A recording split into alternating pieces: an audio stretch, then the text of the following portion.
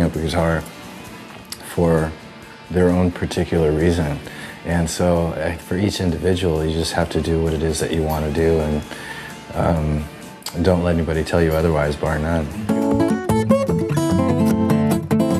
Rock and roll just didn't make sense to me because I was a classical musician. But somewhere, I don't know if I was 11 or 12 or 13, it was really the Beatles. A few extra melodies, a few extra harmonies. And I didn't even really know my dad was a guitar player. He'd always kept that very hidden from me. I think he was clever about that because he didn't want me to be put off ever being able to play the guitar if he wanted a pal to play the guitar with, but he didn't want to freak me out when I was a kid.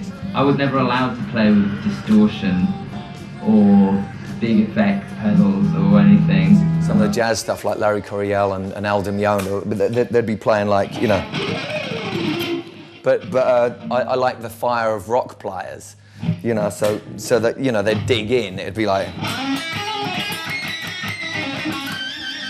all of that stuff, you know, it's kind of a bit different. So you just, it's great if you just combine the both, really, and you get the rock thing. But you can actually also put that little jazz thing in as well, which is that technique. But, you know, I use metal picks as well, which are... I always had my first guitar because it was my mother's. She used to play lap steel, but it wasn't like, they weren't like shaped like planks of wood then. They were shaped like Spanish guitars, you know.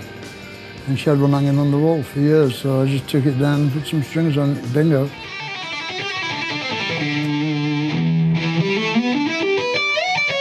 And right around that same time, you know, there was such that us against them thing, and don't trust people over 30, and the whole hippie movement, and the whole thing was like, it was such a, it was the soundtrack.